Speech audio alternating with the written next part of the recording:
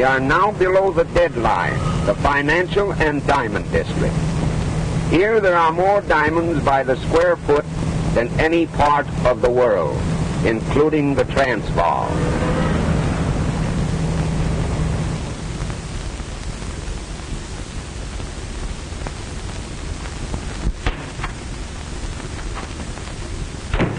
Good afternoon, Captain. How are you, Peter? Oh, hello, Captain Simon. Hello, Molly. Mr. Abrams is expecting you.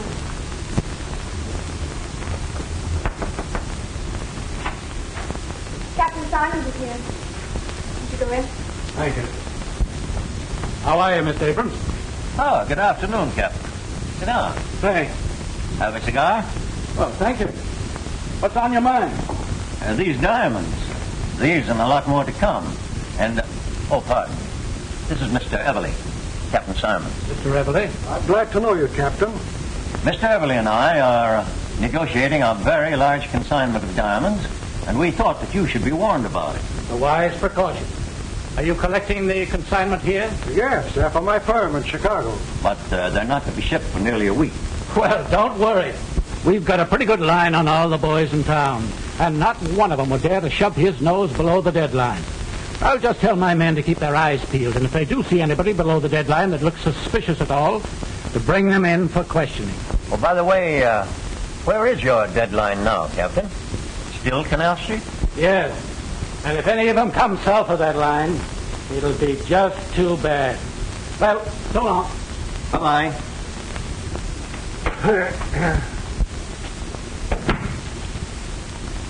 Well, I know where to get a nice solitaire for you, Molly, as soon as you give Terry Mulvaney the gate. You'll be too old by that time, Captain Simon. Oh, you're never too old.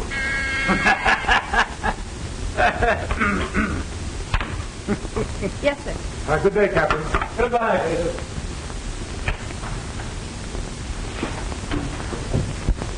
Well, Miss Fitzgerald, would you mind working an hour or two later tonight?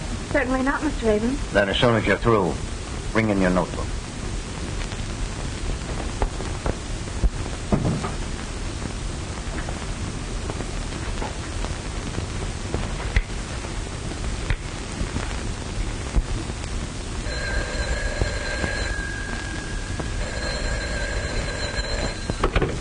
Hello?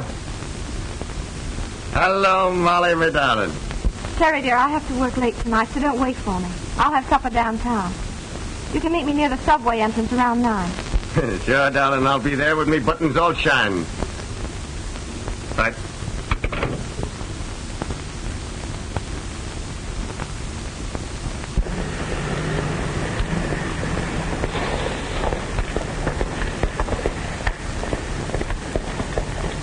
Good evening, sister. How about a lift? Terry!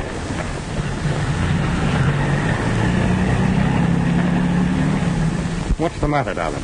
Oh, just a would-be Casanova. And what's that? Oh, a fellow that thinks that offering a girl a lift is a driver's license. Is that so? I'll take care of him. Oh, don't you worry about a little thing like that. Do you think I'd exchange your homely face for anything in the world? No, wait a minute. What was that crack? It goes for me, too, darling.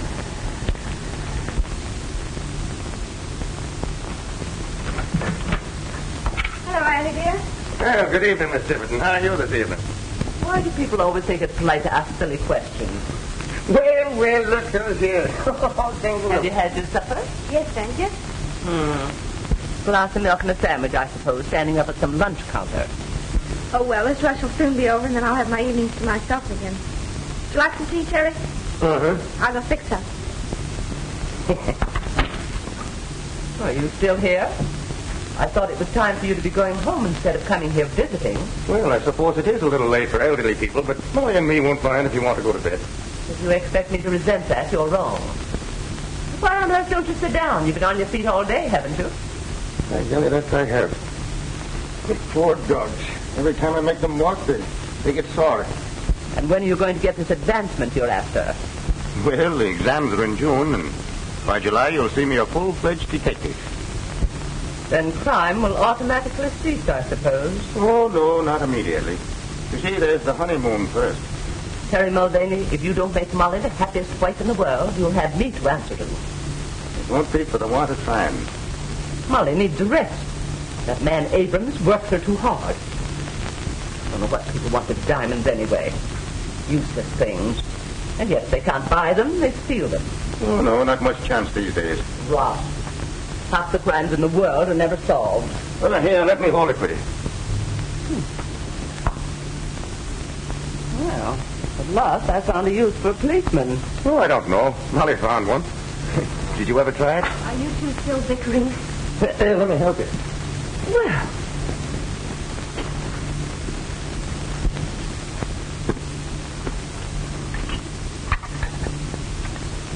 What are you sewing on now, darling, if I'm permitted to ask? Pillow slip, Mr. Mulvaney, for that red head of yours. you'd think you two were married already. When I was a girl, no young lady would have said such a thing. Did you faint, too, or was it swoon? I think you'd better confine yourself to questions of more importance. You got your book, Terry? Oh, yes, sure.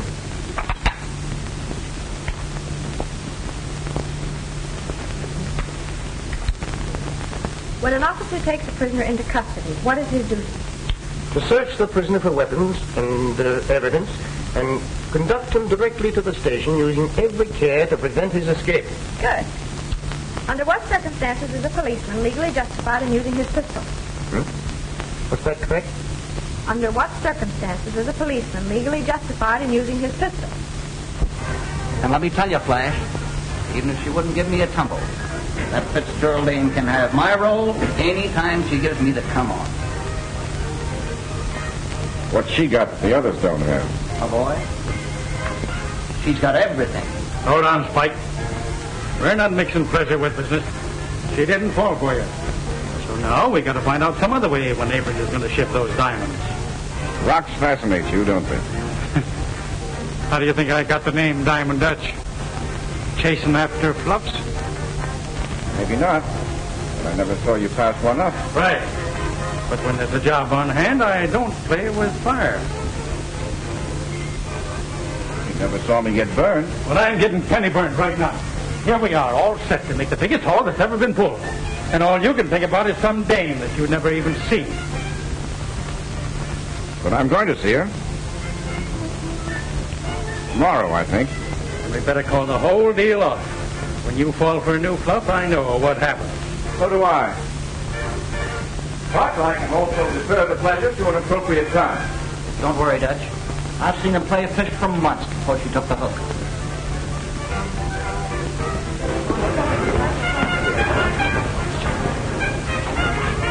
All right. But when does Abrams get in the balance of that consignment? That's all I want to know. Why pull this job a day too soon? When by waiting another day, we could get maybe $100,000 more. What'll you bet I can find out by tomorrow night? Come on. I'll split $1,000 with you. 500 apiece. Okay. That's a bet. You can land that Fitzgeraldine. You've got it coming.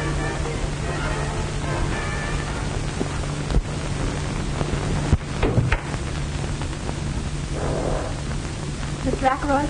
Right, young lady. And you are Miss... Just Mr. Abrams' secretary. Can you wait a moment, please? With pleasure.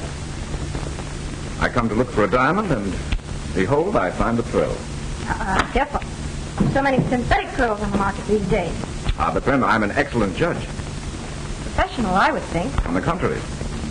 Amateur in its literal sense. Mr. Abrams, Mr. Ackroyd to see you. Will you go in, please?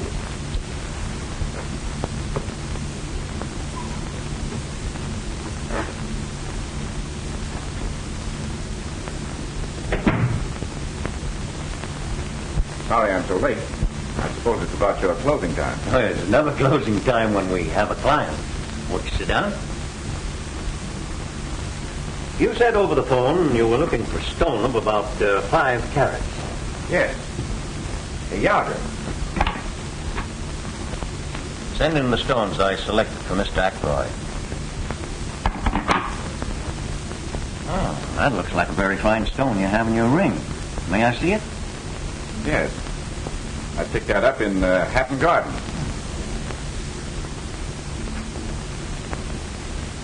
My, you know diamonds. It's perfect. Can you match it? Well, you can judge for yourself.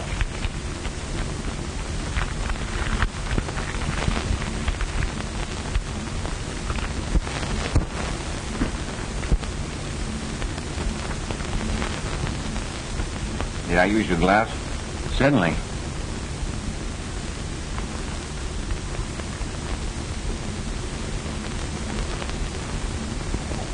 Aren't you going home, Molly? Doesn't look like it, does it? I had a date, too. Woman proposes, but business disposes. Well, I'll be glad to get home and dispose of that corned beef and cabbage that's waiting for me.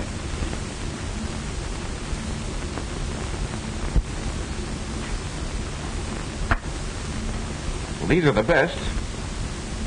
But neither is as good as mine. I'm afraid you're right. But I shall have more in Thursday. And I think finer ones. Could you call then? I'm not sure, but I think I could make it Friday. Well, I'm very sorry, but they'll be gone then. Tell you what I'll do. I'll give you $1,000 for that one.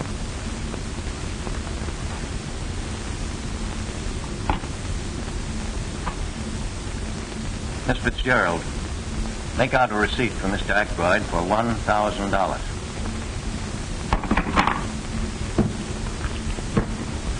So that's that.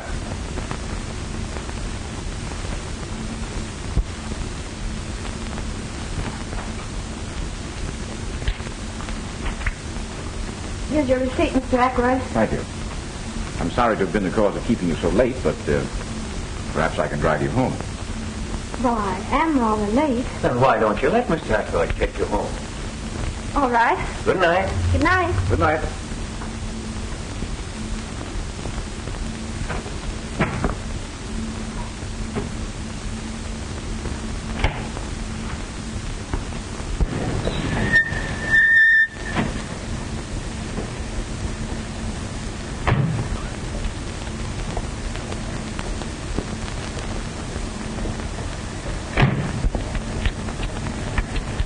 Thanks a lot.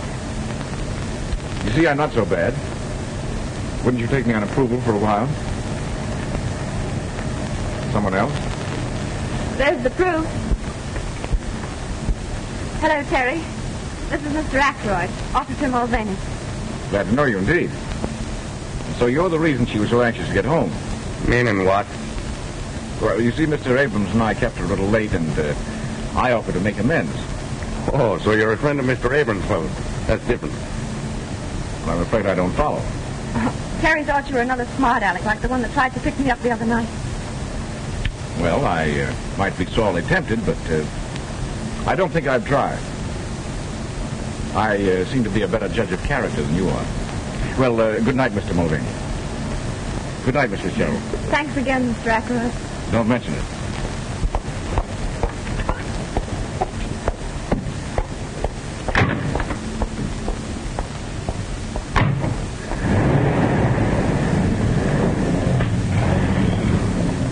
What's the matter? You don't seem to like the gentleman. I do not. Oh, Terry, you need never be jealous of me. As a matter of fact, I only accepted his offer so that I wouldn't keep you waiting. Well, who is he? All I know is that he just bought a diamond for $1,000. I thought he was another one of those mashers, like the one last night. I'm not that foolish. You're in love with me, ain't you? Uh-huh. Yes, Spike? You're right. She had to be seen to be appreciated. Yeah, I thought she'd appeal to your sense of proportion. Yeah? Now I have another object in life. And now Stenog interferes with $100,000, huh? You'd better dig for 500, Dutch. You too, Spike. Did you find out? I not only got a good look at the office, but I found out that the consignment will be complete on Thursday night. To top it off, I drove the young lady home. That wins the bet, I think, Dutch. You're a wonder, Flash. Yeah? Well, it cost me $1,000 to do it. I bought that one. Only worth $800. Oh, I'll get most of it back. Take a look at the girl's writing, Spike. Could you imitate it? so she couldn't tell the difference herself. What's on your mind? She seems to prefer an Irish harness bull to me. And what, he says? Oh, so you're a friend of Mr. Abrams. Well, that's different. Figure I'd like to push the ugly mug of him down his own throat. All right, forget it. We got to think about this job ahead of us. That's just what I'm doing, Dutch. When you're pulling a big job, it's always safer to have some goat to take the rap. Sure. It satisfies the public and gives the cops a chance to save their faces. Right. And this is where I kill two birds with one stone. Officer Mulvaney will be the goat, and Miss Fitzgerald will be... In circulation again. But how are you going to do all this? Easy. Just practice on her handwriting, Spike, and we'll send Terry a billy-do on Thursday.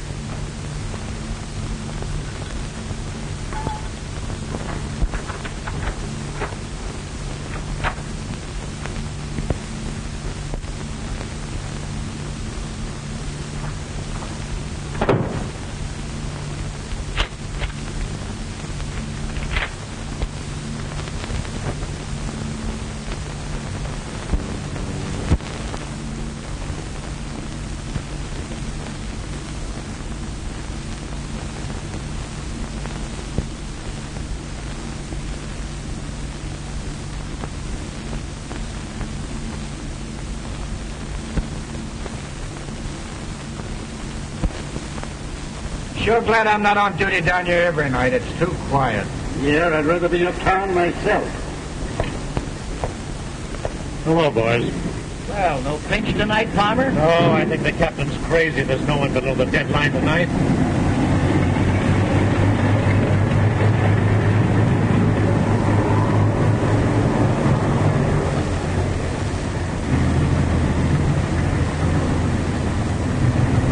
$5,000 worth that have to be towed in. Yeah, the best of them cracked up. Give me my old flivver. It's never let me down yet. Fetch wood. Better make the rounds again, boys. Okay, see you in jail. Right.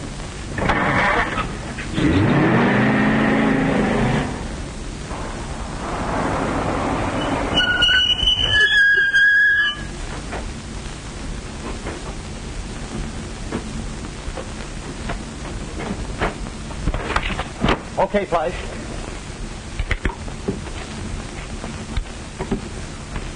See anybody? Passed 3 bowls and they never give us a tumble. Let's get going then. All right. Hey, just a minute, buddy. Well, for crying out loud, what are you doing down here? Well, what's the matter with you, Bill? You got the jitters? Who is it? Why, it's Bricktop Mulvaney from 14th Street. Yeah, and don't go be saying anything at the station about seeing me down here, or I'll wipe up the floor with you. Oh, you know me, Terry. Yes, I know all of yous. So long. So long. Hey, what's the gag? Oh, nothing. We've been ribbing him at the station about being in love. He's got a girl works down here. Well, we've seen somebody anyway. Yeah, let's shove off.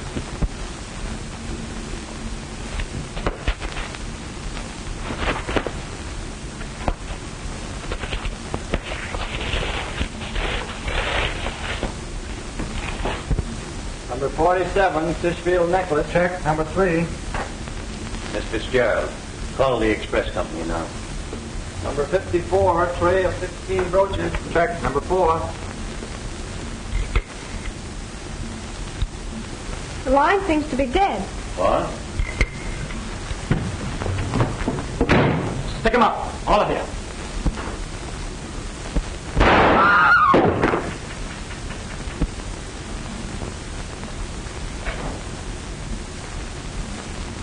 Good work, Terry. Terry. Shut up, and let that be a lesson to all of you. Keep your hat on your mug. You want that brick top to give you away? Now turn to the wall, all of you. Start now.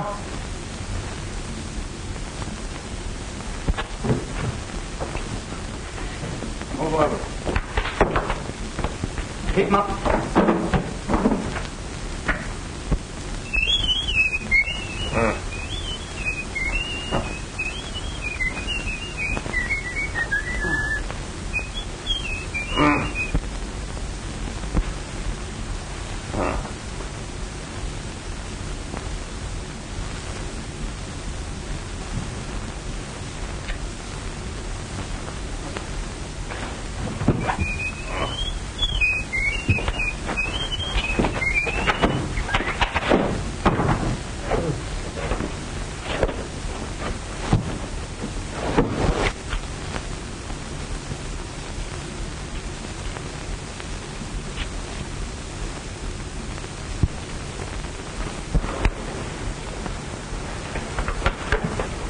just the guys I'm looking for. Put 'em up. Put 'em up.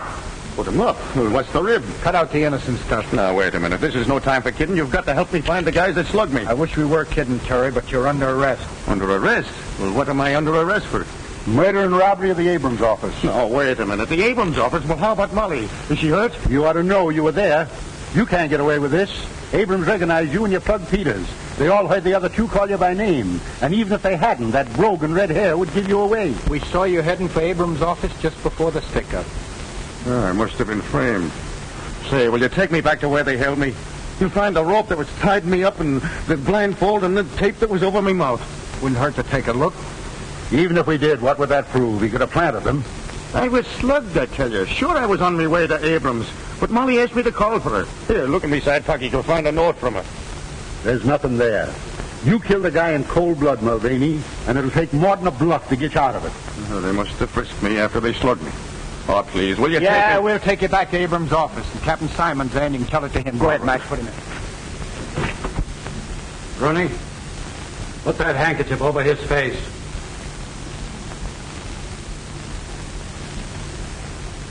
We've got you, Mulvaney. You might just as well confess. But it couldn't be Terry. Well, naturally, you wouldn't admit it. But I don't think it'll be very difficult to prove that you were his accomplice. Now, you leave her out of this. Mr. Abrams, is that the man who led the hold-up men? It is. Without a doubt, it is. I've seen Mulvaney many times. I couldn't be mistaken. Mr. Abrams, are you sure that he is the man that shot Peters? Yes, I'm sure he is. I was slugged, I tell you. All right, Bill. Take him away and lock him up. Oh, Terry. Terry. It isn't true, darling. I was framed. I'm going to prove it. He's just putting on an act. Take him away. I have a few more questions that I want to ask you. Don't let them bully you, Molly, and don't you worry about me.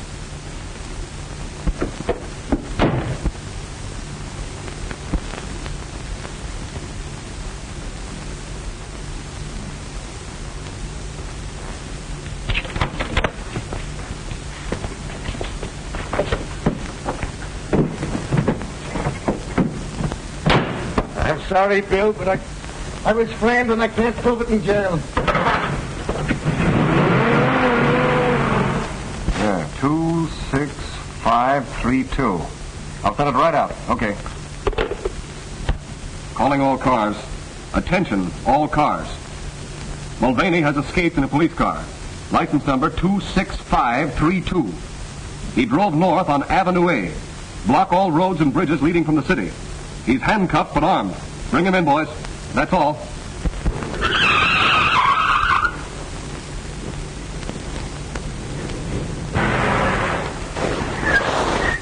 Yes, sir. What can I do for you? There's nothing to be scared of, buddy. You do what I tell you. I want you to cut these handcuffs off me. Yeah, but what'll they do to me for helping a prisoner escape? You're helping an innocent man, and you'll be glad of it one day. Come on, hurry up.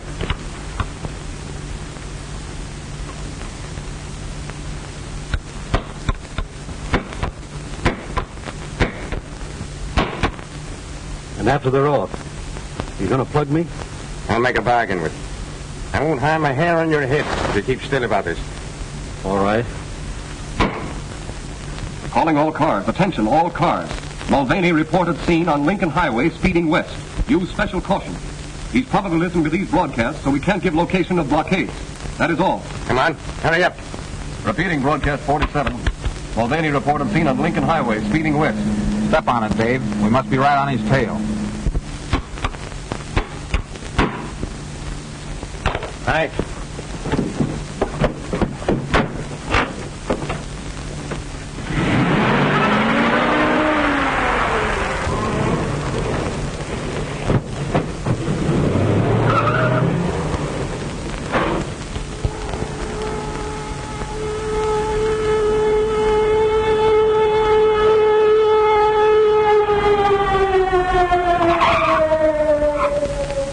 He just left. Mulvaney just left.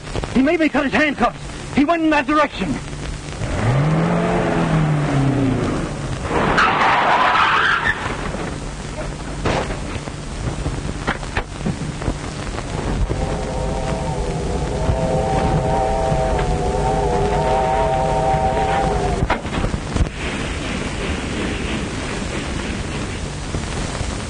Take your time, people.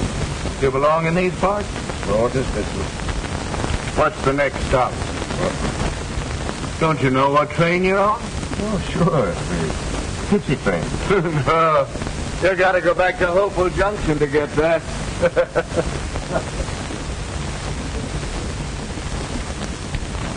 Where to, sir? Albany. 585.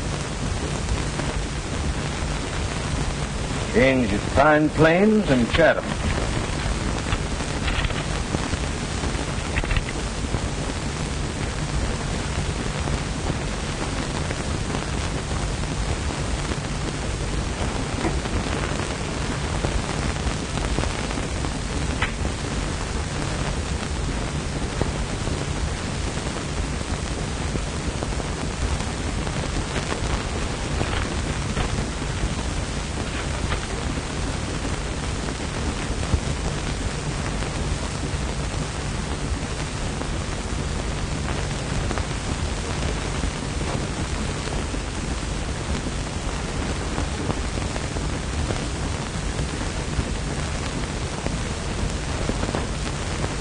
Got this police wire at Billings. The man in Section 9 answers the description exactly. Take a walk through, but don't let him see you look at him. And if you think he's the guy, we'll stop and send a wire ahead to the sheriff, Pine Plains. Right. Now look here, Mr. Gerald. I'm not as interested in the capture of Mulvaney as our friend the detective is. But I'm an investigator for the insurance company, and my job is to get the diamonds back. Are you going to help me, or are you not? I tell you again, I know nothing. I don't believe Terry had anything to do with it. Wasn't it because you saw him that you fainted? I didn't see him. Terry didn't do it. Then why did you call him by name? I didn't. One of the men called the murderer Terry. I repeated the name in amazement. Never thought it was Terry Mulvaney. Yet you admit you tipped him off. I only told him I wouldn't have to work late after the diamonds were shipped Thursday. Same thing. Are you in the habit of fainting? No. But you did faint at the most convenient time, didn't you? Oh, yes, I did. Thanks. Hello? This is Stenton calling by request, Bill. I diddle, the captain of fiddle. What's that? You got him? That's great. Okay. You don't know anything, huh? Then let me tell you something. Mulvaney's been caught, and he's confessed, and he said that you were in on it. I don't believe it. The game's up, girlie. You'd better cut out the bluffing. You're doing the bluffing. If Terry had been caught, don't you think you would have been overjoyed? Instead, you sat there and watched my reaction. You'd better learn to act. Sorry I can't say the same thing to you. But I'm very glad to know just how clever you are. Well, they both think they're clever. Mulvaney has as much chance of getting away as the well-known dog with rubber legs has. How's this? Feel certain passenger on number 19 is Mulvaney, wanted for murder. Meet train at Pine Plains. I hope there's a reward out for him. Maybe there is. We'll stop at Clinton and shoot this ahead.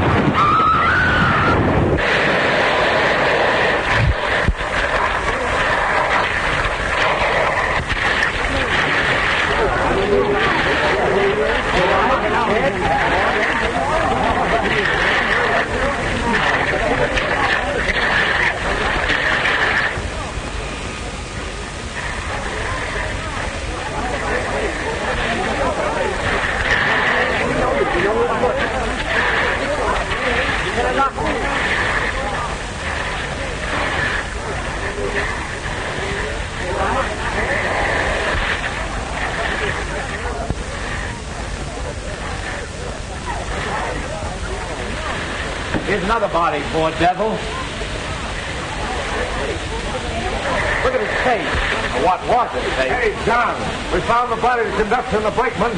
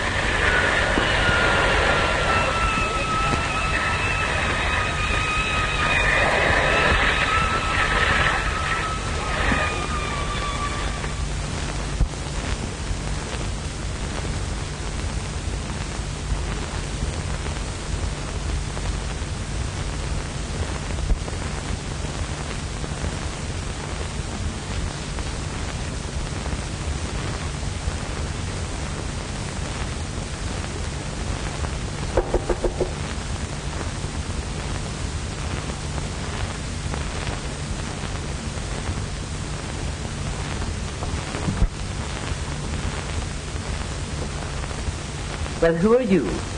And who asked you to come in? If I waited to be asked, I'd be on the outside most of the time. I see she's read the news. Are you one of the detectives? No such luck. Death did their work for them. I still have to find the diamond. Well, you won't find them here. And I hope you'll have the decency to respect the poor girl's grief. I have the decency, ma'am, but I haven't got the time. Perhaps she'll talk now, more than she did last night.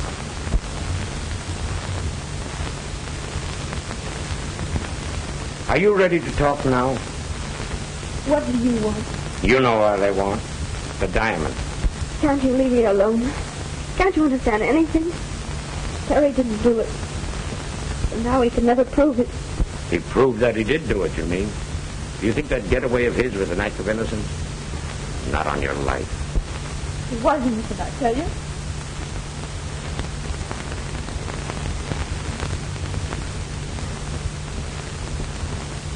You expect to find the diamonds behind the pictures or under the carpet? Molly said she lived with her aunt. Are you Miss Tibbet? None of your business. I make a lot of things my business. In fact, I sometimes act like an old woman. Oh, no offense, madam. No offense. If you think you can get me angry that way, you're mistaken. And if you're through, there's the door. Who were Mulvaney's Confederates? He had no Confederates. He didn't do it. He didn't. Come on now, Molly. Terry's dead. See those guys that let him down and get all the gravy, do you? I don't know what you mean. You know what I mean. Those fellas that framed him. That's why they called him by his name. You don't want to see them split Jack while carrying coal. Stop it. Don't you think I've suffered enough? Yes, he's dead. You who killed him. You with your false accusation. You drove him to it. Somewhere the real criminal is laughing at you. Laughing at your stupidity. I'd laugh too. I'd like to laugh. But Terry, the joke's on him too.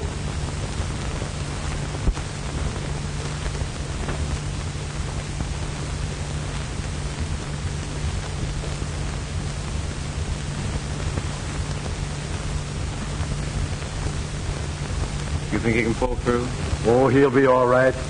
I'll probably have to do a little plastic surgery on his face. Then you'll be in your element. Well, it's always interesting to try to improve upon nature. Wonder who the beggar is. There's no identification on him. Well, we'll find out soon. He'll recover consciousness now that I've removed the pressure.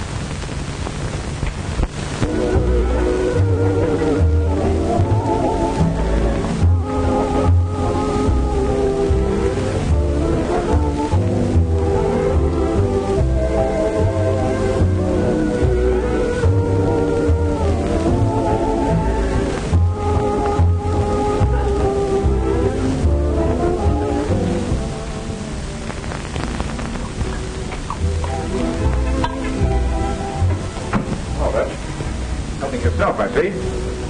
My long suit. You're telling me? Well, everything still seems to be under control. Sure. The Dicks haven't the ghost of an idea that was our job. They're still sure it was Mulvaney. But the cops are still watching every fence for the stones. Certainly. Why not? Every time there's a job pulled, the guys make the same mistake. They want to cash in right away. So they peddle the stuff while it's hot, and they're picked up. I tell you, Dutch, we have the right idea. Handle each job like a legitimate business. And don't expect any profits for the first year. And that's why we're still in business.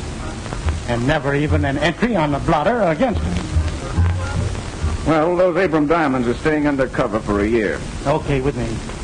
Now, I suppose you're going after the dame. Not yet, Dutch. I know women.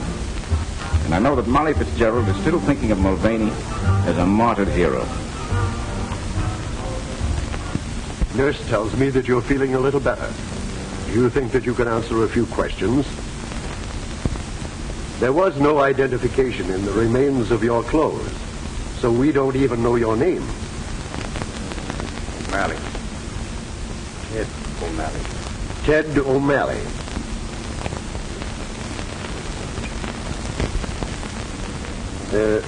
Have you any relatives or friends that we can notify? By the way, what kind of a nose did you have? I mean, I shall have to build up your nose from practically nothing. Couldn't you get me a photo to go by? I'm afraid he's a little too weak yet, Doctor. Oh, well, I'll give him a classical one.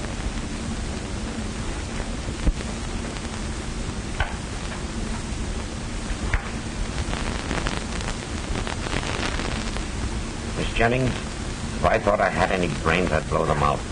What's the matter? But wouldn't it be a terrible thing to drill a hole in one's skull and find it empty? Am I to gather that you're still thinking of that Mulvaney case? I start up in the middle of the night thinking about it. I'm afraid your vanity is wounded. Wounded? It's mutilated. So much time has passed and not a single clue. And a fortune in diamonds disappeared. Strange case, all right. I'm going to see that Fitzgerald girl again. I think she must be bluffing.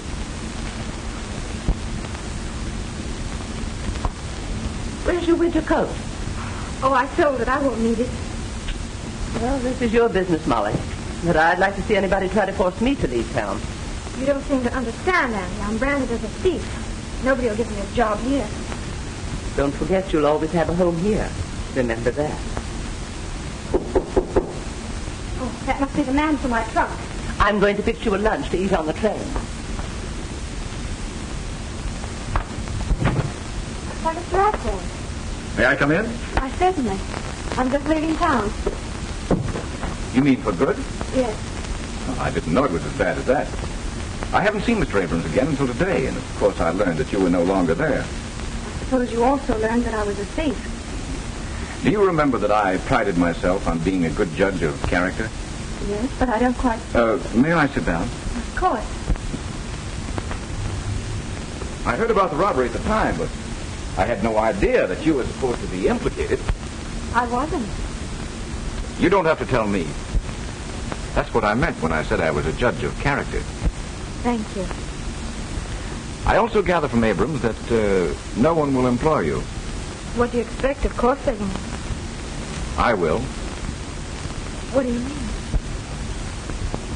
I'm interested in the Alhambra, the restaurant and night spot on 50th. There is a vacancy for a day cashier. You mean you're offering me a job like that? I am. I have the courage of my convictions. How can I ever thank you? By reporting for work at 10 in the morning.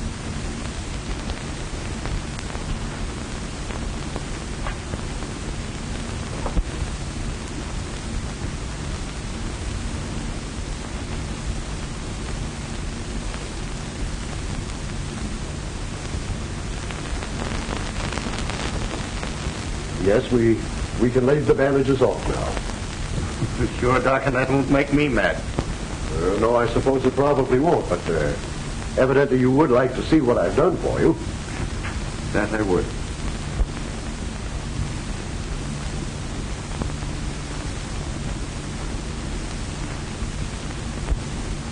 Well, O'Malley, how have I done? Hey! Don't break all my fingers. Well, Doc, that's exactly how I feel. And I doubt very much whether I'll ever be able to again. But evidently you approve. Tell me, is it as good as the original? Well, Doc, I think it's a bit improvement. And if it wasn't for me head, I wouldn't even know myself. Well, you know, you really could dye that and have a little joke with your friends. Huh? Oh, yes. It would be a joke, wouldn't it? Well, I'm really glad that you're pleased. And the railroad company will be, too. You'll probably let them down easier. What do you mean? Why, the insurance adjuster has been here several different times. They offer to settle with you for $2,000 in cash and all your hospital bills. $2,000? Yes, and you won't have to go to court and give half of it away to some attorney. $2,000? Well, that would come in handy. Why, yes, of course it would. Incidentally, here's the check that the insurance adjuster left and also his form of a release. You can sign that if you care to. It's entirely up to you. Doc, I wonder if I could have that in cash. Why, I suppose so. Just endorse the check, and I'm quite sure they'll cash it.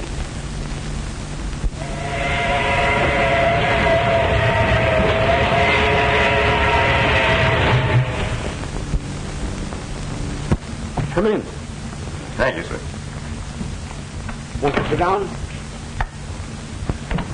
You're the investigator employed by the insurance company on the Abrams robbery. Correct. Well, sir, I'd like to right around. Commendable ambition, but I don't see the point. Well, Mr. Pearson, it's only a hunch, but a faith in human nature. Would you mind telling me who you are and what you are? Well, I'm just a dumb pug. I'm training over here at Archie Nolan's, and I come from Colorado. And I had a brother here on the force, and he got into a bit of trouble. We were pals from the time we were kids, and I'm sure that he'd never do anyone any harm. Mr. Pearson, that man was Terry Mulvaney. Mulvaney? Yes, Terry Mulvaney. Now, I have a bit of money, and I'd like to use it to clear his name. Have you seen the police? No. The cops were only looking for convictions. He was wanted for murder. His death closed the case. Now, you have no axe to grind or politics to play. That's right. I'm a private individual, responsible only to myself and the insurance company. And your object is to recover the stolen property. Right again. You may be a pug, but you're by no means dumb. Now, your brother told a queer story to the police. But if his story was true, who framed him? And what reason could they have? That I don't know, but it gave you and the cops a wrong steer, didn't it? Oh, thank you, sir. By the way, do you happen to know where I can find his gal? I don't know her address, but her name is Fitzgerald. Just a minute. I'll look it up for you.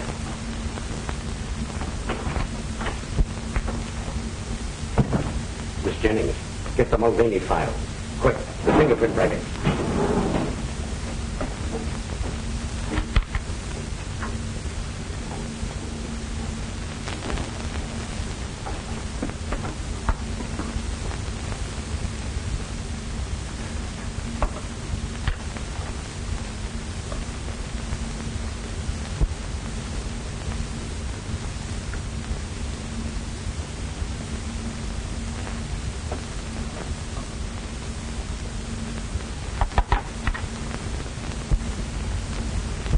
Identical.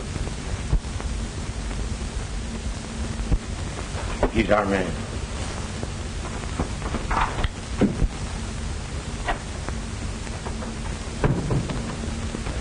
As long as you know the town, I'll show you over to Miss Fitzgerald. Oh, well, that's all right. Only be careful not to shock her. Remember, she thinks you're dead, Terry. How did you know? Because your yarn sounded phony. I watched you closely and decided that your hair might have been dyed. So I proceeded to get your fingerprints in my cigarette case, and they compared exactly with the ones found on the stolen police car. To think I wanted to be a detective. You're doing all right. We're going to work together on this case. I take it that's what you want. That's more than I expected. Tell me, how did you work this substitution with the dead man? Well, I heard a couple of the wrecking crew say that his face was all gone, so when they went for the stretcher, I emptied my pockets into his. Quick thinking, my lad. Yeah, but I didn't think very long. When I come to, I was in the hospital, and the nurse was reading the newspapers to me. In other words, you woke up and found yourself dead. That's about it.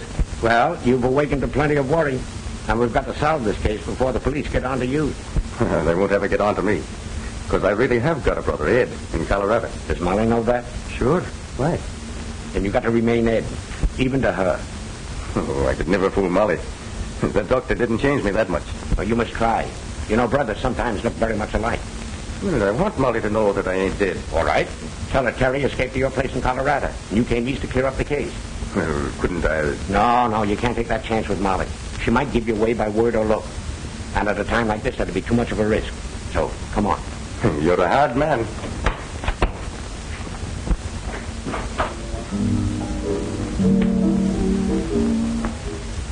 We saw Pearson outside talking to a guy. Pearson? Oh, the insurance company sleuth. Forget him. What'd you find out? Well, we can get rid of a few grand's worth. It's safe enough now. You don't think Pearson means anything? Not a thing. He used to park on Molly's trail, but he's given that up. Well, I still claim you shouldn't have given that dame a job here. Why? Well, Fluffs have brought down bigger guys than you, Fred. Oh, forget it. Pour yourself a drink.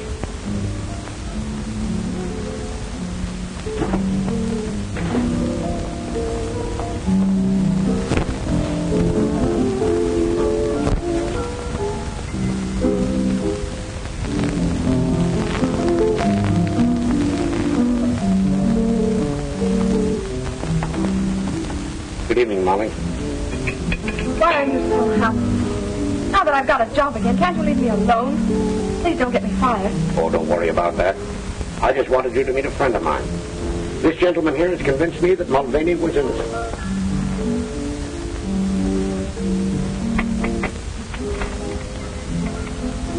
Terry. No, Ed. Harry told you about me, didn't he? Would you mind if we sat down? Of course not.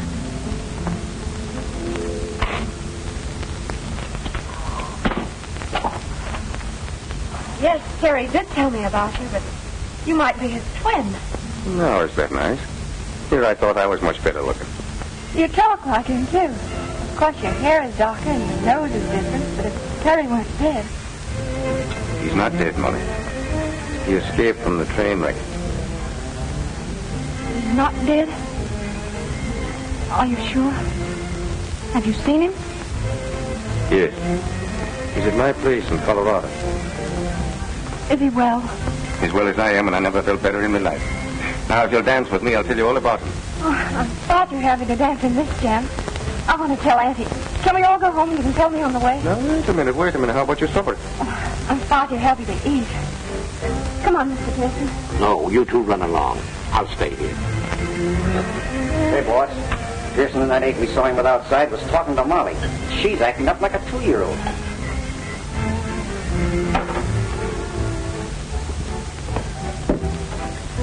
Now, don't you get scared the next time you see me. Good night, Ed. And you be careful. Careful of what? Oh, you know, a nice young fellow and a pretty girl and a romantic moon. Must I tell you the rest of that? Come on, Mr. Mulvaney.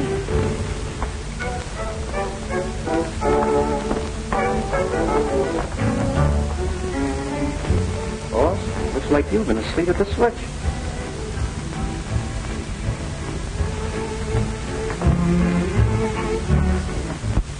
If it hadn't been for Mr. Ackroyd's kindness, I'd still be out of work.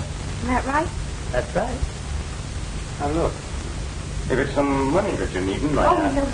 I couldn't think of it. I'm doing nicely now. Young man, your heart's in the right place, but I can't say the same for your brain. Mary. Now, wait a minute. Maybe Miss Tibbet is right. I'm always right. I objected to your brother as a policeman, but no young man in his senses would ever take up prize fighting as a profession. Look now. How about Gene Tunney? He seems to have done all right for himself. As soon as he got any sense, he quit.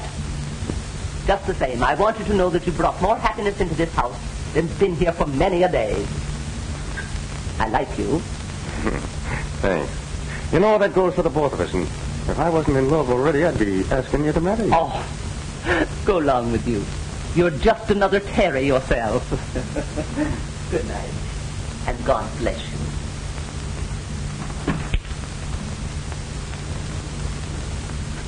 Well, I guess I'd better be going, too. Oh, no. I want to hear it all over again. Again? Oh, my dear child, I told you in the taxi, and I told you in the park, and I'm just after telling your Aunt Mary here. I know, you're a darling. I didn't mean to say that. Well, what's wrong with calling me a darling? I don't know, something just came over me. I suppose it's because I'm so grateful to you, Mr. Mulvaney. I thought you promised to call me Ed.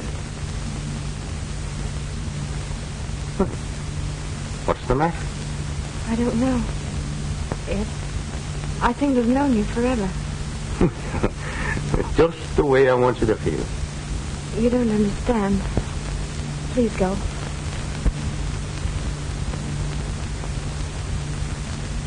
I'm sorry. Will you forgive me? For what? I was going anyway. I suppose you think I'm crazy. I feel crazy. After all these months of anxiety, you suddenly appear and sweep it all away. I want you to know how happy you've made me. And how grateful I am to you.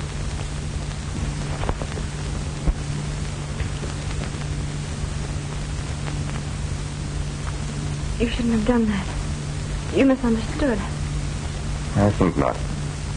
But it isn't fair. You know I'm engaged to Terry, and you said you were in love with somebody else. I said no such thing. You did. You told Aunt Mary. You meant? All fair in love and war.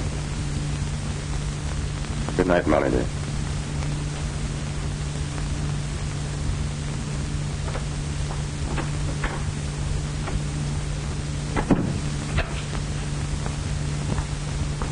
have begun. Oh, Aunt Mary, what will I do? What's the matter, Molly? Oh, I know it's terrible, but the voice, the mannerisms. I felt sure of what? he was Terry. Oh, don't be crazy.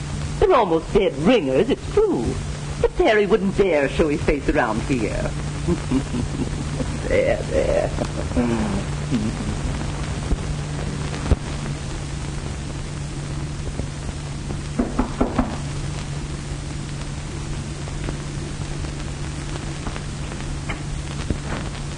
You sent for me, Mr. Blackburn? Yes, come in.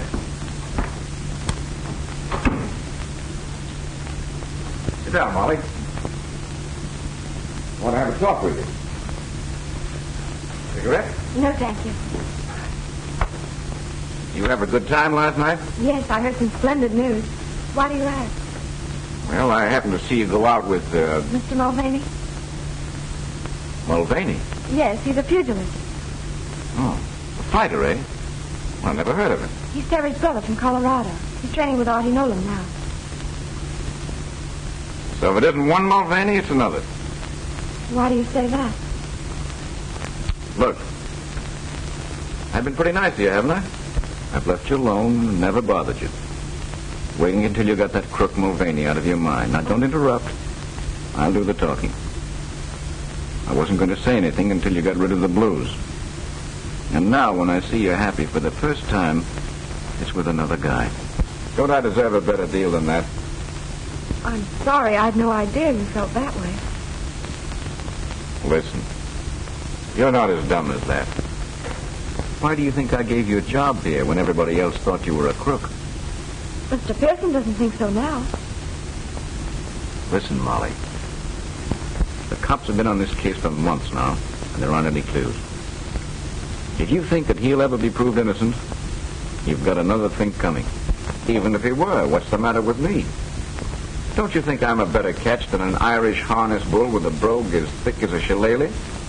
Now, me darling, it's time you got wise to yourself and started being nice to the fine gentleman that's been nice to you. Wait a minute. Sorry, Flash. Well, I shall appeal to your reason at a more convenient time.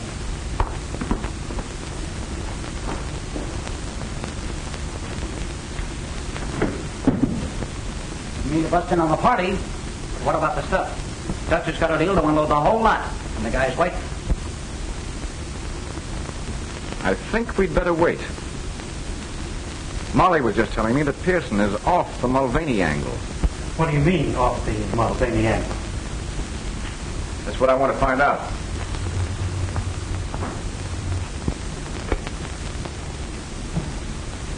Send Al up here at once. What? What's the matter? Molly's walked out. That's the best news I've heard today. Shut up. She must believe I'm an awful sap if she thinks I can't keep her from walking out. Well, maybe it'll be more fun this way. Okay, Oscar. Keep Molly's job open. What do you mean, boss? Yes, Al. You used to hang around Artie Nolan's, didn't you? Sure, that's how I learned to use the mitts. Unfortunately, this job calls for brains. However, I'll try you out. I want you to go back there and get to know a pug from Colorado. He's a brother of Terry Mulvaney's. What's he look like? You saw him last night going out with Molly. Oh, I thought there was something familiar about that mug's face. What do I do? Spoil his looks? Oh, no, nothing so crude. Just get his confidence and when you...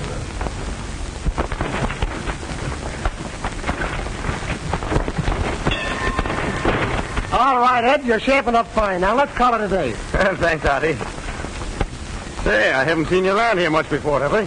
No, I'm a chauffeur now. Can't get around like I used to. But I like to work out with you whenever I can. Well, that goes double. Let's make it often, huh? Okay. Well, I have to be on my way as soon as I hit the showers. How do you feel? Sure, and I'm feeling fine. There's nothing like a good workout in the shower. Yeah, I'm going to get with you again. Or maybe some night when we have the car, we'll go places. Well, I'm not much for that night stuff.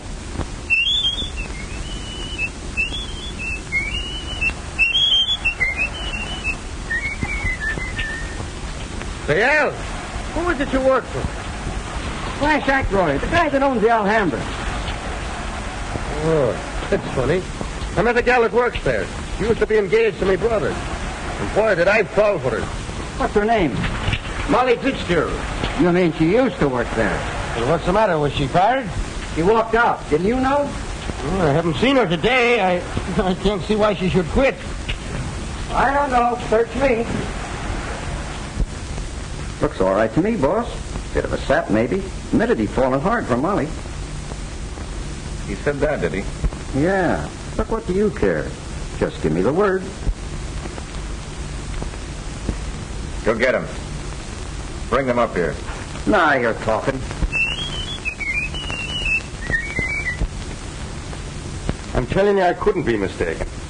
No two men could ever whistle exactly like that. Funny, though, that he should be working as a chauffeur. Maybe not as funny as you think.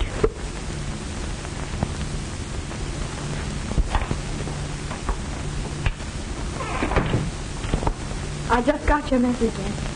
Oh, you're not mad at me after all, eh? I mean, for... Excuse me? For kissing you, last.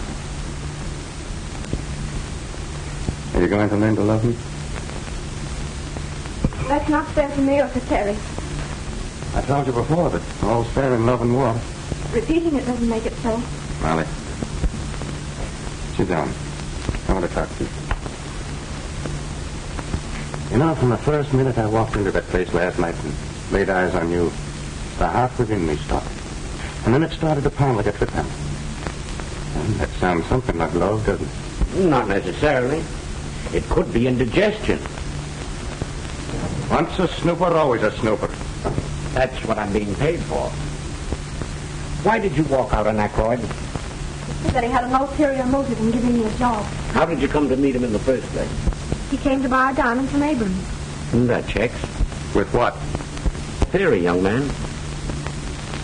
How long before the robbery was that? Oh, just a few days. Then if he bought a diamond, he got a receipt. Yes, I made it out myself. Better than I expected. Then that would give them a copy of your handwriting. Remember the note from you that Terry told the police about? Yes. Well, that would put Terry just where they wanted him. One of them might have had red hair, or he could have worn a red wig. And if he was able to imitate Terry's brogue... Oh! What's the matter? Ackroyd. Ackroyd gave me a perfect imitation of it. And that checks. Somehow I think we're getting places. Do you really think so? Yes, I do. And you needn't worry about a job anymore. I can get you back with Abrams anytime you want. But you'll soon have Terry back, and then you'll be getting married. Yeah, wait a minute. What's that crack? Do you think Molly would take a cop when she has a chance to get an up-and-coming pugilist like myself?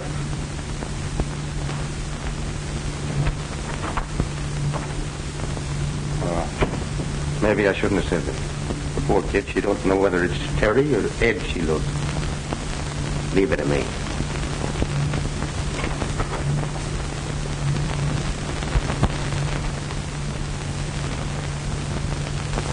What's the matter, Miss Fitzgerald? Mr. Pearson, you really believe Terry's innocent, don't you? Why, certainly. Why do you ask? Because I don't know whether I should tell even you, but that's Terry. What are you talking about? That's Terry Mulvaney, not his brother Ed. I wondered why I was so attracted to him. I thought it was his voice, but his eyes were the same, too. Go on. It was when he cupped his hand to his ear and said, "What's that crack?" Then I knew for certain. I tell you, Terry's come back from where I don't know, but I'm afraid. There's nothing to be afraid of. Terry didn't come back from the dead. He came back from the hospital. I've known it all along. Then I've been the goat. I'm going to give him a piece of my mind. Oh, just a moment. It was all my fault. I insisted. I was afraid that, try as you might, you would give him away. He had no right to make love to me. Who had a better right? Nevertheless, you wait. Don't you tell him.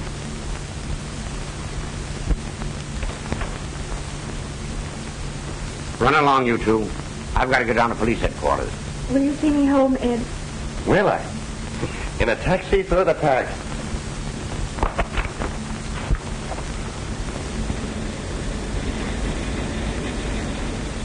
Ed, there's something I must tell you, and it may relieve your mind. Well, my darling, you go right ahead and tell me. I've been true to Terry all this time, even though Auntie and everybody said I was a fool. They did. Yes, and it wasn't until he disappeared that I found out what a wretch he really was. Well, that couldn't be so. It's a pack of lies, I tell you. No, it's the truth, all right. Well, just show me one black eye that would ever say a thing against me. Well, against me brother. I can show you a dozen. People who bribed him. Girls he wronged. Why, it's lies, I tell you. It's lies. Well, now tell me what you're laughing at. Terry Mulvaney, alias Brother Ed. Terry Nah, Terry. You're lying to me. Oh, Molly, darling. Oh, Terry, what happened? Why didn't you tell me? I was making me escape on a train and it was wrecked. I changed places with a dead man. Oh, Terry, you poor dear. No, I was never so rich in all my life. You must think I'm terrible. But it was mean of you not to tell me. Mr. Pearson wouldn't let me. Yes, I know. He told me.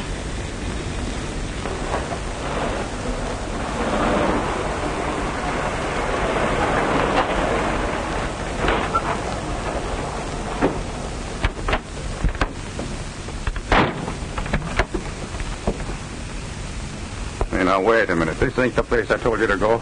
Right, but it's the place you're going. Well, what's the racket? No racket at all. A guy just wants to talk to you. Come on, both of you.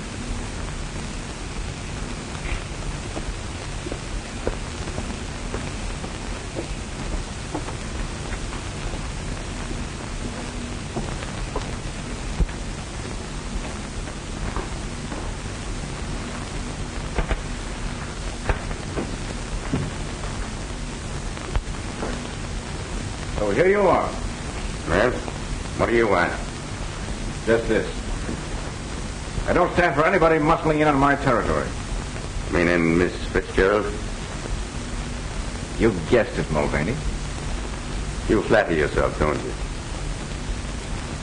My advice to you is to get out of town tonight. Because if you're here in the morning, you'll be in the morgue, see? As for you, Miss Fitzgerald, you'd better come back to work. If you don't, there'll be a shortage discovered in your accounts. And that, after being mixed up in a diamond robbery, would be just too bad. Just a minute. Throw him out. If he gets noisy, well, you know what to do. But, boss, this guy isn't Ed Mulvaney. What do you mean? I heard him in the cab saying that he had changed places with a dead man. His real name is Terry Mulvaney. That it is. What about it? You're wanted for murder. What are you doing back in town? Looking for the guy that framed me. Still sticking to that story. Who do you suspect now? Who do you think? Got the car handy, Al? Sure, boss. See them home.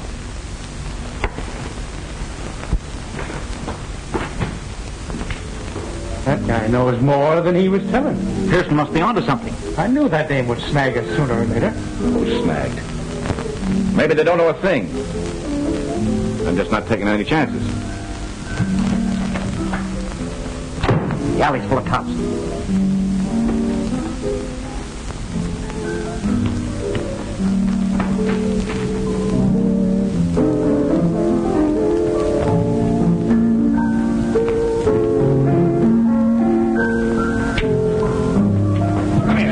Wait a minute, what's the idea?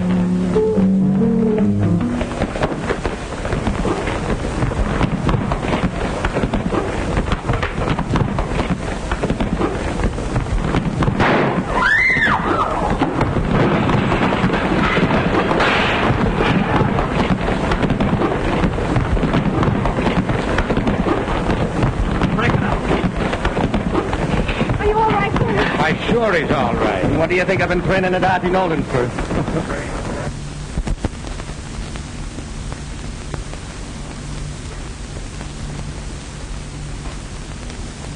Everything checks.